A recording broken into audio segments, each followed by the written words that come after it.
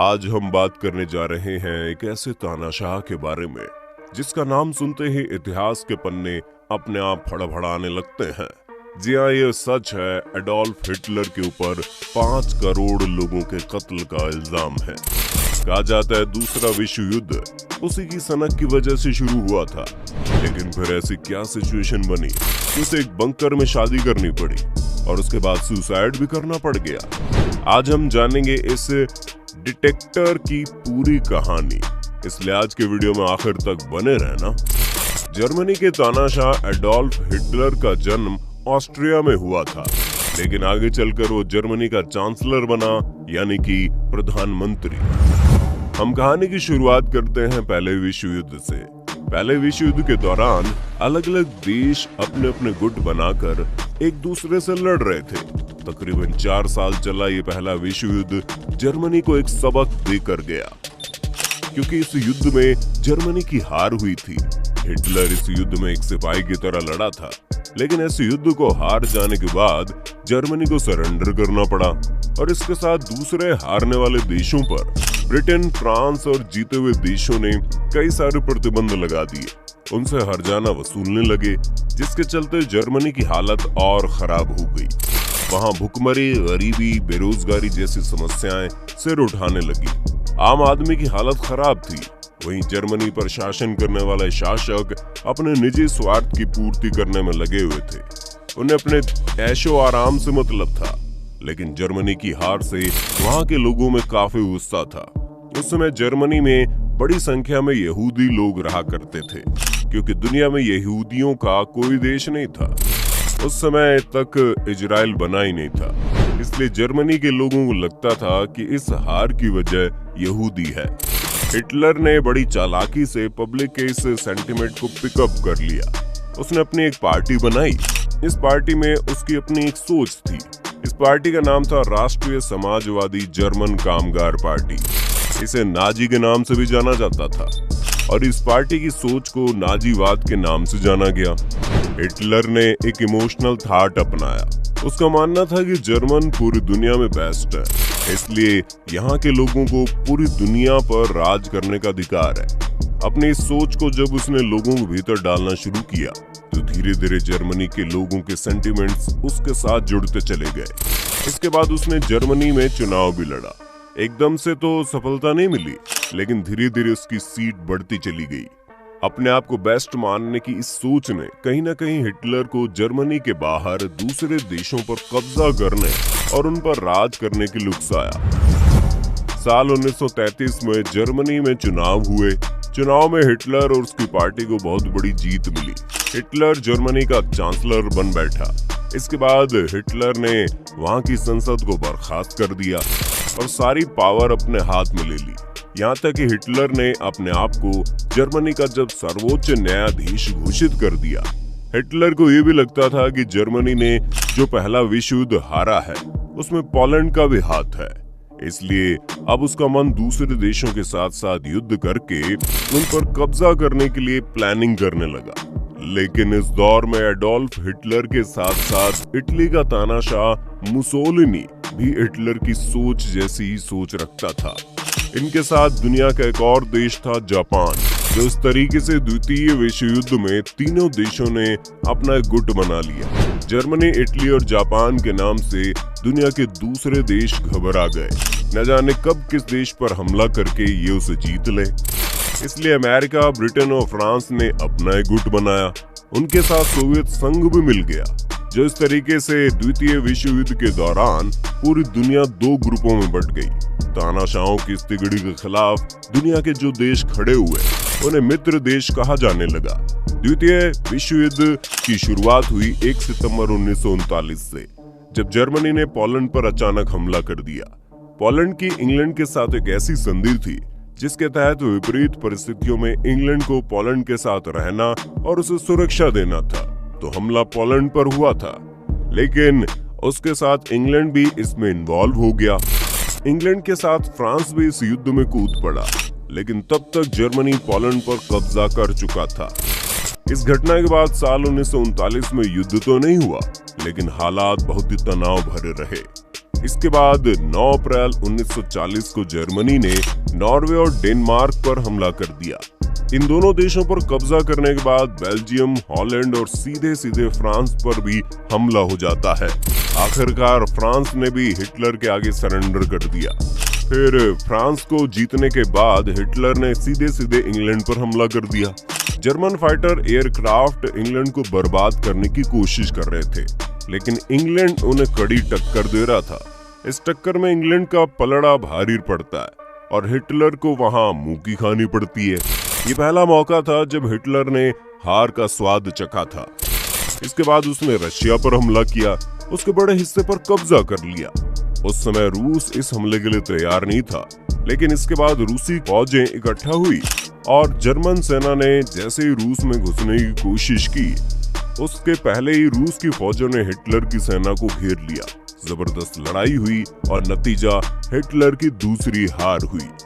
Hitler की सेनाओं की लगातार 2 बार हार हुई। इसमें हिटलर की कमजोरी को दुनिया के सामने रख दिया। मित्र देशों को लगा अगर हम एक साथ मिलकर हिटलर का मुकाबला करें तो इसे हरा सकते हैं। इसके बाद इंग्लैंड, अमेरिका, फ्रांस और रशिया ने मिलकर इटली पर हमला किया। मुसोलिनी को सरेंडर करने के लिए मजबूर कर दिया। इटली की हार के बाद हिटलर के हौसले पस्त हो गए। ये समय था 1944 का, जिस समय द्वितीय विश्व युद्ध जारी था। अगस्त के महीने में अमेरिका ने जापान पर 2 परमाणु बम गिराए। इसके बाद जापान इस युद्ध से पीछे हट गया। अमेरिका ने जैसे ही हिरोशिमा और नागासाकी पर परमाणु बमों का प्रयोग किया, पूरी दुनिया ने विनाश का ऐसा तांडव देखा जो इससे पहले कभी नहीं देखा गया। जापान ने मजबूर होकर सरेंडर कर दिया।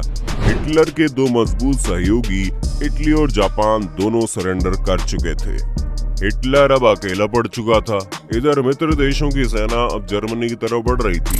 हिटलर की सेना लगातार हार का सामना कर रही थी और अब जर्मनी के लिए अपने देश को बचाना भी मुश्किल हो गया।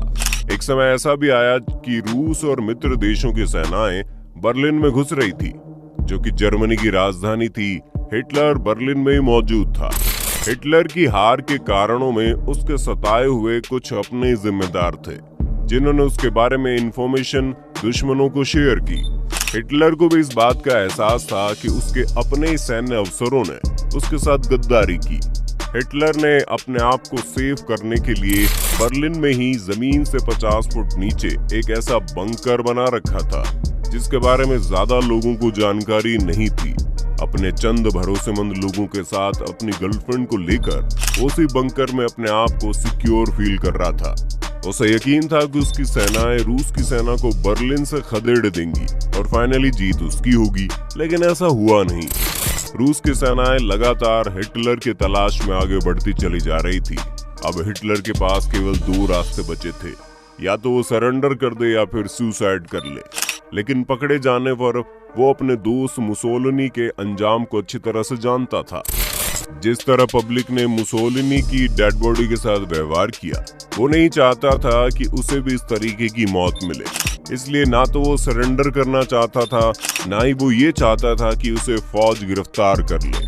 अब केवल उसके पास सुसाइड करने का ही एक रास्ता बचा था। यहीं से हिटलर की लाइफ की उल्टी गिनती शुरू हो जाती है। उस बंकर में हिटलर की गर्लफ्रेंड इवा भी मौजूद थी। 29 अप्रैल 1945 को हिटलर अपनी गर्लफ्रेंड को प्रपोज करता है और कहता है कि मैं तुमसे शादी करना चाहता हूँ। इवा तो उसके लिए तैयार हो जाती है, लेकिन शादी कराने के लिए प्रीस्ट की जरूरत पड़ती है। उस समय रूस की बमबारी से बर्लिन शहर खंडर बन चुका था। तब इस क्रिटिकल कंडीशन में भी हिटलर के भरोसेमंद सैन्य अफसर शहर में जाते हैं और प्रीस्ट को लेकर आते हैं। लेकिन जब प्रीस्ट को ये बताया जाता है कि उसे शादी करानी है, तो वो बताता है कि वो मैरिज सर्टिफिकेट लाना ही भूल गया। अब इसके बाद एक बार फिर उस क्रिटिकल कंडीशन में हिटलर रिस्क लेता है और मैरिज सर्टिफिकेट के लिए घर लोगों को भेजता है। इस समय बर्लिन पर हवाई हमले हो रहे थे। रूसी सैनिक हिटलर की तलाश कर रहे थे। ऐसी सिचुएशन में प्रीस्ट जब दोबारा मैरिज सर्टिफिकेट लेकर आता है, तो फिर इन दोनों की शादी होती है और शादी के बाद एक छोटी सी पार्टी होती है। इसके बाद हिटलर अपने गार्ड को बुलाता है और उसे बोलता है, यदि मेरी मौत हो जाए तो मेरी लाश को दफनाने की बजाय जला देना। सभी लोग हैरान रह जाते हैं क्योंकि हिटलर ईसाई धर्म को मानने वाला था। ईसाई लोग डेड बॉडी को जमीन में दबाया करते हैं। इसके अलावा वो कहता है कि मुझे जलाने के बाद मेरे कमरे में जाकर मुझसे रिलेटेड तमाम चीजें इकट्ठा करके जला दी जाएं, केवल एक पेंटिंग को छोड़कर। इस पेंटिंग को उसका ड्राइवर बर्लिन से बाहर ले जाएगा। इसके बाद वो अपने एक दूसरे ऑफिसर को बुलाता है और उससे पूछता है कि आखिर साइनाइड कितना कारगर है। वो अपने एक पसंदीदा कुत्ते पर साइनाइड का प्रयोग करता है। कुत्ता कुछ सेकंड में मर जाता है। उसे वहीं बंकर के कंपाउंड में दफना दिया जाता है। हिटलर के पास जो भी फोन आते थे वो पहले रोसर ही सुनता था, उसके बाद वो फोन हिटलर को दिया जाता था। हिटलर को इस बात की जानकारी मिली कि अब बर्लिन को बचाना संभव नहीं है। रूसी फौजी बड़ी तेजी से आगे बढ़ रही थी। इसके बाद हिटलर अपनी गर्लफ्रेंड ईवा के साथ रूम में जाता है और रूम के बाहर उसका गार्ड रोसर मौजूद होता है। हिटलर की जिंदगी के आखिरी पलों पर रोसर ने किताब लिखी है। कुछ देर बाद हिटलर के कमरे से एक फायर की आवाज आती है। हिटलर ने पहले ही कह दिया था कि उसे डिस्टर्ब ना किया जाए। थोड़ी देर बाद उस कमरे को खोलकर जब लोग अंदर जाते हैं तो देखते हैं टेबल पर हिटलर मरा हुआ है और ईवा भी मर चुकी है। ईवा ने नीले कलर की ड्रेस पहनी थी। ईवा की मौत साइनाइड के जरिए हुई क्योंकि हिटलर ने खुद को गोली मार ली। हिटलर ने अपने एक और मददगार से 200 लीटर पेट्रोल मंगाया था, हालांकि केवल 180 लीटर पेट्रोल मिल पाया। हिटलर की लाश और उसके साथ उसकी तमाम चीजों को जला दिया गया। इसके बाद इन तमाम चीजों को ईवा के साथ दफना दिया गया। इसके कुछ दिन बाद रूस की सेना इस बंकर तक पहुंचती है। रूसी सेना उस गड्ढे को खुदवाती है। वहां से एक दांत का सेट और कुछ चीजें मिलती है। रोसर को गिरफ्तार कर लिया जाता है। फिर हिटलर के उस डॉक्टर को भी गिरफ्तार किया जाता है जो उसके दांतों का अक्सर इलाज करता था। उसके जरिए रूस की सरकार ये कंफर्म करती है कि 29 अप्रैल 1945 को हिटलर की मौत उसी के बंकर में हुई थी। लेकिन ये कहानी हिटलर के नजदीक रहने वाले लोगों के जरिए ही दुनिया के सामने आई थी, जिस पर रूस की सरकार ने अपनी मोहर लगा दी थी। कुछ लोगों का ये भी कहना है कि दरअसल हिटलर बर्लिन से निकलने में कामयाब हो गया था। वो भेष बदलकर ब्राजील में रहने लगा। 90 साल की उम्र में उसकी ब्राजील में मौत हुई। साथ ही कुछ लोगों ने उसके देखे जाने का भी दावा किया था, लेकिन ये तमाम अफवाहें थी। रोसर की रूस की जेल में 11 साल करीब रहना पड़ा। उसके बाद वो छूट कर आया। 90 साल की उम्र में उसकी मौत हुई। हमें यकीन है हिटलर की जिंदगी पर आधारित ये वीडियो आपको पसंद आया होगा। आप हिटलर के बारे में क्या सोचते हैं हमें कमेंट बॉक्स में लिख कर जरूर बताइए। फिर मिलते हैं अगले वीडियो में, तब तक के लिए जय हिंद, जय भारत, वंदे मातरम।